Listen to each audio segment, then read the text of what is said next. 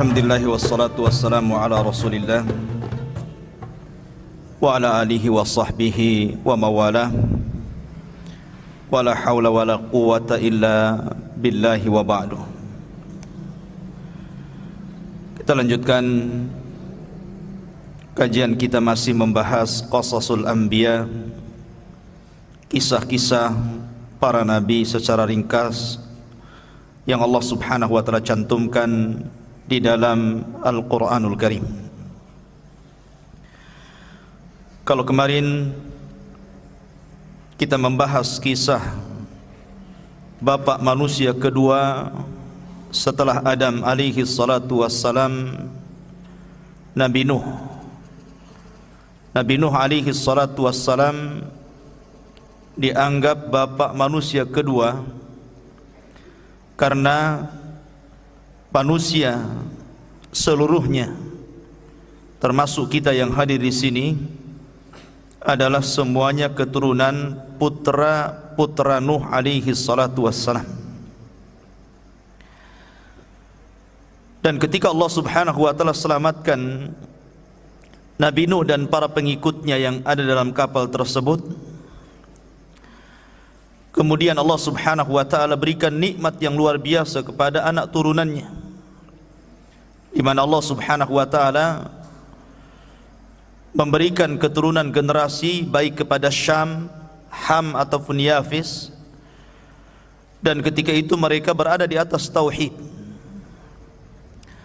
Tetapi kemudian setelah keturunan Nuh alaihi salatu wassalam semakin banyak dan waktu pun semakin berjalan, maka mereka kembali menyekutukan Allah Subhanahu wa taala. Allah Subhanahu wa taala menjelaskan tentang satu kaum dari keturunan Iram yang sampai kepada Nuh alaihi salatu wassalam, di mana kaum ini Allah tidak pernah ciptakan sebelumnya. Bagaimana kekuatannya, kehebatannya, belum pernah Allah ciptakan kecuali kaum ini saja. Dan itu tadi dikutip oleh imam kita dalam salat subuh, alam tara kaifa fa'ala rabbuka bi'ad irama dhatil imad allati lam yukhlaq mithluha fil bilad. Bagaimana Allah Subhanahu wa taala telah melakukan ataupun berbuat sesuatu kepada kaum Ad, di mana Ad adalah keturunan Iram, dan kaum ini lam yukhlaq mithluha fil bilad, belum pernah Allah ciptakan seperti kaum ini kepada manusia baik sebelum atau sesudahnya. Luar biasa Allah berikan kekuatan kepada mereka. Di antara kekuatan mereka yang ditunjukkan dalam Al-Quran adalah mereka mampu membuat rumah-rumah di atas gunung. Gunung batu itu digali oleh mereka, diukir, dilobangi, jadi rumah. Sebenarnya tidak ada faedahnya, tetapi mereka ingin menunjukkan kekuatan mereka yang belum ada sebelumnya. Dari situlah mereka sombong dan mereka menyembah berhala. Lah kaum Ad ini diutus kepada mereka seorang rasul namanya Hud, dan Hud itu nabi pertama dari nabi-nabi Arab. Karena seluruh nabi selain Arab itu banyak, tapi nabi-nabi Arab cuma 4 saja. Dimulai daripada Hud, kemudian setelah Hud nanti kita kisahkan kisah Nabi Saleh, kemudian setelah Saleh kita kisahkan Syuaib, dan Rasul kita Muhammad sallallahu alaihi wasallam. Ini disebut nabi-nabi Arab, selainnya bukan Arab. Kebanyakan mereka nabi itu dari Bani Israel, keturunan Ibrahim dari jalur Ishak. Tetapi nabi-nabi Arab ini hanya 4 ini saja, karena mereka diutus di Arab. Dan kaum Ad itu letaknya di antara Oman dan Hadral Maut. Itu disebut Ad. Di situ ada kaum Ad dulu, kaum Iram. Itulah disebut Arab pertama. Tapi Arab ini telah musnah. Yang ada kaum Samud, kaumnya Nabi Saleh. Baru kemudian dari Samud ini banyaklah kemudian kabilah-kabilah Arab, sampai kepada masa Ismail ada satu kabilah namanya Jurhum. Ismail menikah dengan kabilah Jurhum dari keturunan Samud. Kemudian dari Jurhum ini beranak pinak, berkabilah-kabilah sampai ke bawah, sampai akhirnya lahirlah Nabi kita yang mulia alaihi salatu wassalam. Maka pada subuh ini kita akan kisahkan sedikit tentang kisah Nabi Hud. Bagaimana kisahnya? Hud kalau dilihat daripada nasab kepada Nuh, dia adalah cucu Nuh yang keempat. Jadi Nuh punya anak, anaknya punya anak, anaknya punya anak, lah Hud ini yang keempat dari keturunan Nuh alaihi salatu wassalam. Artinya dia generasi keempat dari Nuh. Dan subhanallah, sebenarnya ketika Allah subhanahu wa ta'ala menyelamatkan Nuh dan pengikutnya yang sedikit itu kemudian beranak pinak setelahnya, generasi kedua, ketiga, mereka masih mentauhidkan Allah, karena mereka masih mendapatkan cerita bapak-bapak mereka bagaimana Allah mengirim azab kepada kaum Nuh. Tapi syaitan ini sekali lagi cerdas, ikhwan. Dia menggoda Bani Adam itu khutuat, selangkah demi selangkah. Akhirnya kemudian ketika generasi berlalu sampai 3 generasi, mulailah syaitan kembali menguasai kaumnya Nuh. Setelahnya kaumnya anak-anaknya Nuh alaihi salatu wassalam, sampai kepada kaum yang disebut dengan Ad. Disinilah kemudian mereka kembali menyembah berhala, menyembah patung, tidak lagi menyembah Allah subhanahu wa ta'ala. Maka dari sini Allah subhanahu wa ta'ala menjelaskan di dalam Al-Quranul Karim, seperti disebutkan dalam surah Asy-Syu'ara ayat yang ke-123 dan 127, dari 123 sampai 127. Allah subhanahu wa ta'ala berfirman, kadzabat adun al-mursalin, telah mendustakan kaum Ad terhadap para rasul. Coba perhatikan nas Al-Quran di sini. Rasul yang diutus kepada kaum Ad itu cuma satu, Hud namanya. Tapi bahasa Al-Quran menggunakan kalimat jama', telah mendustakan kaum Ad para rasul. Pada rasulnya cuma satu. Kenapa jadi para rasul di sini? Kan tidak banyak rasul yang dikirim kepada kaum Ad, hanya satu saja, kaum Hud. Bahasa Al-Quran ketika mengatakan bahwa kaum Ad telah mendustakan para rasul, karena siapapun di antara manusia yang mendustakan satu utusan Allah, berarti dia telah mendustakan seluruh utusan Allah. Sama dengan bahasa, siapa yang mendustakan satu ayat dalam Al-Quran, berarti sama dengan mendustakan seluruh Al-Quran. Itulah bahasa Quran seperti itu. Ya. Kemudian Allah mengatakan, idz qala lahum akhuhum, ketika nabi mereka Hud berkata kepada kaumnya Ad, ala tattaqun, kenapa kalian tidak takut kepada Allah? Kenapa kalian tidak takut kepada Allah? Inni lakum rasulun amin, saya ini hanya sekedar utusan Allah yang menyampaikan amanah Allah, itu saja. Fattaqullaha wa ati'un, maka bertakwalah dan taati perintahku. Wa ma as'alukum alaihi min ajrin in ajriya illa ala rabbil alamin, saya tidak minta upah kepada kalian, karena saya hanya meminta upah kepada Allah subhanahu wa ta'ala. Seluruh para nabi, ikhwan, mereka mendakwakan dakwah tauhid, termasuk Hud alaihi salatu wassalam. Tapi lihat jawabannya, jawaban kaum Hud yang disebutkan dalam surah Hud itu sendiri, sampai diabadikan namanya ya, seperti Nuh dijadikan nama surat, Hud juga dijadikan nama surat dalam Al-Quran, karena dia nabi pertama dari nabi-nabi Arab. Masalahnya kalau Nuh disebutkan nama surat karena dia rasul pertama, supaya orang tahu kenapa Nuh dijadikan nama surat sementara banyak rasul dan nabi tidak dijadikan nama surat.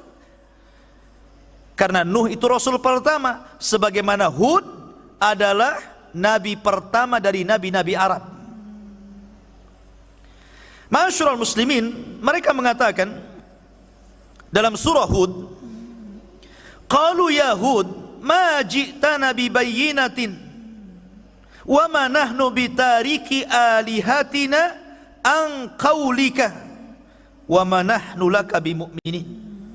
Lihat, mereka mengatakan, wahai Hud, apa yang kau datangkan kepada kami ini, kami tidak melihat ada bukti bahwa engkau seorang rasul, seorang nabi. Bahkan kami tidak akan pernah meninggalkan Tuhan-Tuhan kami gara-gara ucapan, dan kami tidak akan beriman selamanya. Nih penyimpangannya di sini. Pertama, tidak percaya dengan utusan Allah. Yang kedua, tidak mau meninggalkan Tuhan-Tuhan mereka. Dan yang ketiga, mereka tidak mau beriman kepada apapun yang dibawa seorang rasul kepada mereka. Inad, ikhwan, takabur, sombong. Bahkan lebih parah lagi, mereka mengatakan, inna qula illa taraka ba'du alihatina bisu'in. Sesungguhnya yang kami katakan, wahai Hud, kecuali engkau akan mengalami kesialan dari ucapanmu yang datang dari Tuhan-Tuhan kami. Yakin dia dengan Tuhannya tuh, ya kan? Sangat yakin kalau engkau terus menyuruh kami meninggalkan Tuhan-Tuhan kami, hati-hati ucapanmu, kau akan kewalat, bahasanya seperti itu. Tuhan-Tuhan kami bisa membuat engkau celaka. Rupanya pemahaman tatoyur itu sudah ada sejak zaman Hud sampai hari ini, ya kan? Pemahaman tatoyur artinya menganggap sial atau menganggap sesuatu itu mendatangkan manfaat karena sebuah benda. Mereka menganggap seperti itu. Di zaman Nabi SAW tatoyur ada. Jadi orang-orang jahiliyah itu kalau mereka dagang, kalau nggak ke arah Yaman kemana? Ke Syam. Rihlatas sita'i was saif, ke Yaman dan ke Syam. Jadi kalau mereka hendak menuju Syam, maka mereka akan mengambil burung merpati, kemudian diterbangkan. Kalau terbangnya ke arah yang hendak dituju untuk berniaga, berangkat dia. Kenapa? Karena dianggap bahwa burung itu membawa keberuntungan. Tapi kalau dia berangkat ke Yaman, tahu-tahu terbangnya malah ke Syam, gak jadi itu. Kenapa? Ini tidak hoki ini. Di zaman Rasul, di zaman jahiliyah pakai burung. Tapi di zaman sekarang berkembang. Bukan pakai burung saja ya, pakai ikan lohan, pakai burung perkutut, ya kan? Pakai burung beo tengah malam, burung hantu, macam-macam burung. Nah ini kan masalah, ikhwan. Bukan hanya burung, bukan hanya ikannya, sampai ke angka ada yang sial. Ya. Angka berapa tuh? Angka 13. Ya. Angka sial katanya. Ya. Coba bayangkan angka disial-sialkan. Angka kan nggak salah, ikhwan. Dan kalau tidak ada 13-nya kan nggak lengkap angka itu. Gimana pula kan gitu? Lah ikhwah fillah muliakan Allah Subhanahu wa taala, dari sini berkembang tatoyur itu, memang berkembang seperti itu sampai hari ini. Ada yang tatoyur dengan suara, ada yang tatoyur dengan mimpi, ada yang tatoyur dengan yang didengar, ada yang tatoyur dengan benda, kan begitu sekarang ini. Tatoyur banyak.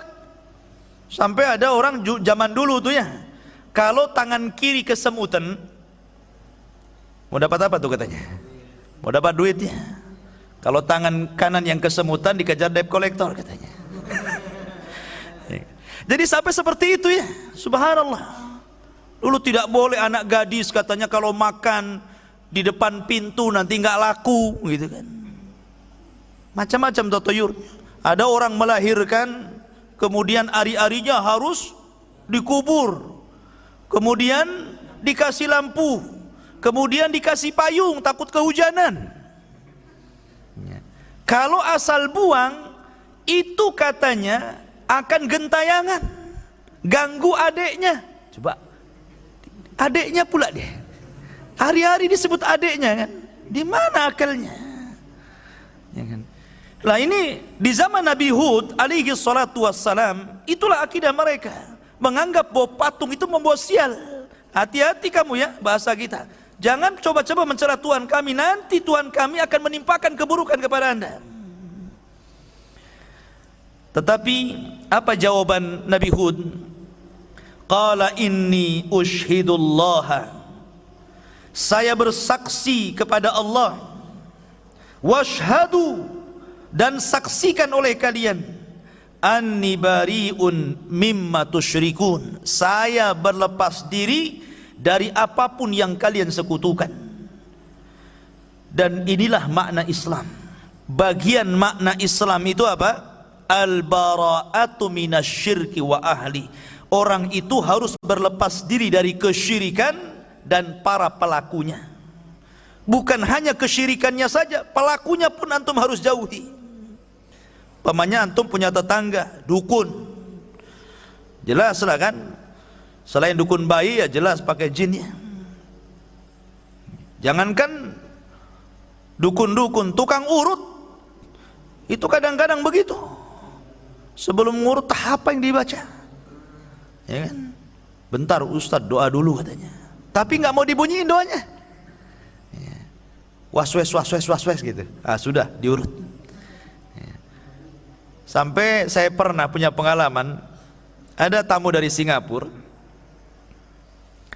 Kemudian kalau nggak salah Abu Syifa nih yang undang tukang urutnya nih. Jadi ceritalah ini kawan-kawan tamu ini. Katanya kalau ingin hilang pegal-pegalnya, saya bisa pindahkan penyakit abang ke ayam katanya. La ilah. Adalah yang kayak gini. Ini kan sampai tukang urut loh, sampai seperti itu. Dia bukan dukun, tukang urut. Ya kan? Nah, makanya di sini ikhwafil muliakan Allah Subhanahu wa taala, intinya bahwa Nabi Hud alaihi salatu wassalam mengajarkan kepada kita makna Islam. Bagian makna Islam adalah berlepas diri dari kesyirikan dan para pelakunya. Antum harus tinggalkan. Dari sini ikhwafil muliakan Allah Subhanahu wa taala, bahwa dakwah tauhid itu adalah dakwah yang utama dan pertama, karena itulah misi para nabi dan rasul.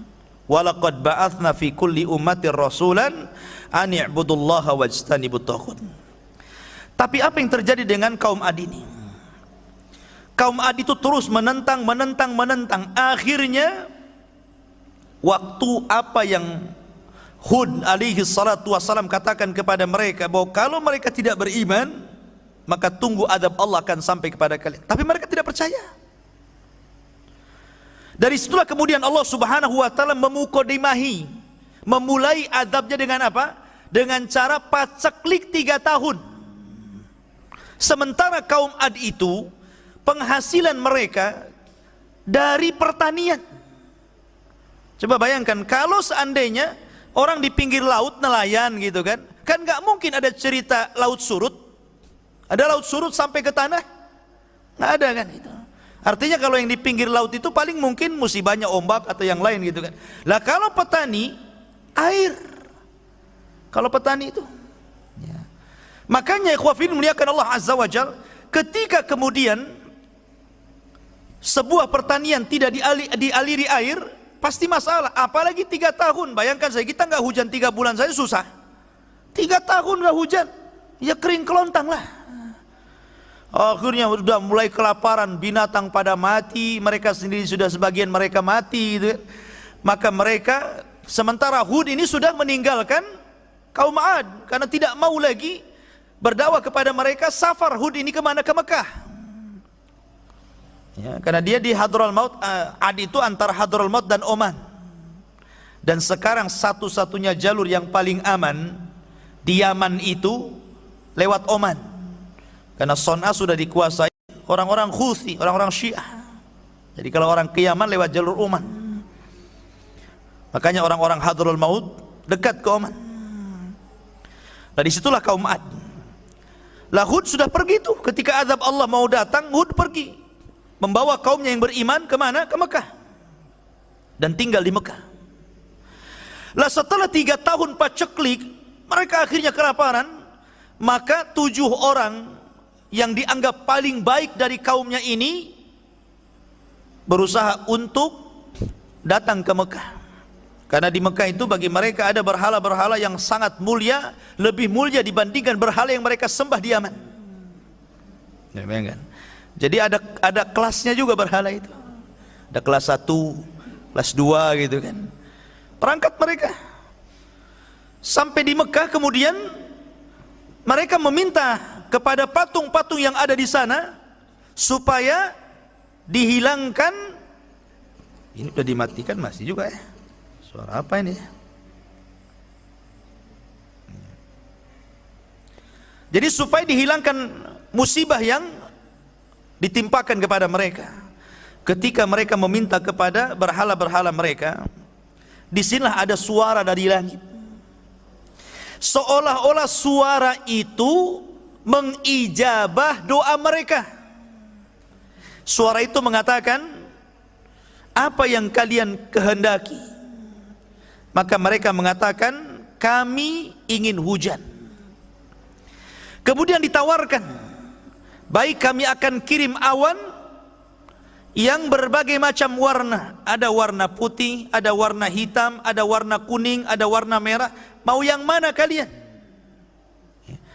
Maka mereka mengatakan, kami ingin awan yang berwarna hitam. Alasannya, kalau awan berwarna hitam itu lebih banyak kandungan hujannya. Dari sini menunjukkan apa? Allah itu memberikan istidraj dulu, keinginannya dipenuhi dulu. Ya, makanya orang kafir itu, kalau ada orang mengatakan enak kali orang kafir itu, hidupnya senang, nggak pernah ditimpa musibah gitu kan. Kita ini sudah beriman, musibah banyak. Ya. Salahnya di mana ini? Padahal Allah mengatakan, wa kana haqqan alaina nasral mu'minin. Adalah kewajiban Allah menolong orang-orang yang beriman. Rasanya nggak ditolong-tolong saya ini. Padahal sudah beriman. Innallaha yudhafi'u 'anil ladzina amanu. Allah akan menjaga orang-orang yang beriman. Bahkan Allah mengatakan, man 'amila amalan min dzakarin aw untha wa huwa mu'minun falanuhyiyannahu hayatan thayyibah wa lanajziyannahum bi ahsani ma kanu ya'malun. Siapa yang beramal saleh dari laki-laki dan perempuan sementara dia beriman, maka kami akan cukupkan kehidupannya di dunia dan kehidupannya di akhirat. Ustadz kami ini sudah beriman, agama kami Islam, tapi nggak pernah dicukup-cukupkan tuh hidupnya. Orang kafir kok enak kali hidupnya. Antum harus paham istilah istidraj. Istidraj itu Allah sengaja membiarkan orang itu di atas kenikmatan sampai kepada waktunya Allah akan azab orang itu. Itu namanya istidraj. Ya. Begitu juga dukun, kalau jadi dukun meramal kok benar terus, itu istidraj artinya. Ya, karena tidak semua dukun juga benar ramalannya kan. Mungkin yang benar 1, yang 99 itu dusta. Nah, ini istidraj. Di sini ada pelajaran istidraj. Akhirnya kemudian dikirim, ya sudah kalian pergi ke Yaman. Nanti awan ini akan kukirim kepada kalian. Oh, senang mereka. Senang. Sampai di Yaman, di Ad, mereka kemudian memberitahu bahwa berhala-berhalanya akan mengabulkan permintaan mereka. Datanglah awan, jalan tuh. Semua orang keluar. Coba bayangkan. Semua orang keluar. Mereka tidak tahu bahwa awan hitam itu dikirim oleh Allah untuk mengazab mereka. Mereka sangka awan itu untuk membawa berkah, keluar semuanya. Tapi ada seorang wanita tua yang paham, ini gelagatnya beda ini. Ini bukan hujan nampaknya. Akhirnya Allah Subhanahu wa taala betul-betul kirimkan azabnya. Rupanya awan itu membawa angin. Angin yang sangat dahsyat sekali dan pekikan yang luar biasa. Sampai-sampai Allah mengatakan sorsor. Sorsor itu angin di dalamnya ada pekikan yang bisa memutuskan gendang telinga manusia. Jadi dikirim angin yang sangat dingin sekali masuk ke dalam badan, kemudian telinganya hancur. Itu permulaan tuh. Kemudian setelah itu mereka diangkat oleh angin ke langit, nggak turun-turun. Sab'a layalin wa thamaniyata ayyam. Berapa hari di langit itu? Sab'a layal, 7 hari ngapung di langit. Dan 8 hari, 7 malam, 8 hari diputar-putar sama angin di langit itu. Coba bayangkan tuh, diangkat. Tidak ada satu jiwa pun, anak-anak, orang tua, laki-laki ngapung semua ke atas. Kemudian setelah 7 malam 8 hari, maka Allah Subhanahu wa taala kemudian timpakan ke bumi seperti tunggul-tunggul kurma dalam bahasa Quran. A'jazi nakhlin khawiyah. Seperti tunggul kurma. Antum kalau pohon kelapa itu ya dijatuhkan dan jatuhnya lurus, nancap di bumi itu. Ini kepala di bawah, kaki di atas. Kemudian dilesatkan dari langit dan nancap tuh kepalanya di situ. Jadi paku. Lihat ngeri ini azabnya kaum Ad ini. Dan tidak disisakan satu jiwa pun. Makanya Nabi SAW ketika mengisyaratkan orang-orang Khawarij, apa kata Rasul? La in adraktuhum la aqtulannahum qatla adin. Kalau kudapati mereka orang-orang Khawarij, maka kumusnahkan sebagaimana Allah musnahkan kaum Ad. Tidak ada satu jiwa yang disisakan Allah. Hud, ya kan? Maka Hud kemudian selamat dari azab, kemudian diselamatkan kaumnya, dan begitulah Allah Subhanahu wa taala mengakhiri akibat orang-orang yang kufur dan akibat orang-orang yang beriman. Subhanakallah bihamdika, asyhadu an la ilaha illa anta, astaghfiruka wa atubu ilaik. Allahu ta'ala. Assalamualaikum warahmatullahi wabarakatuh.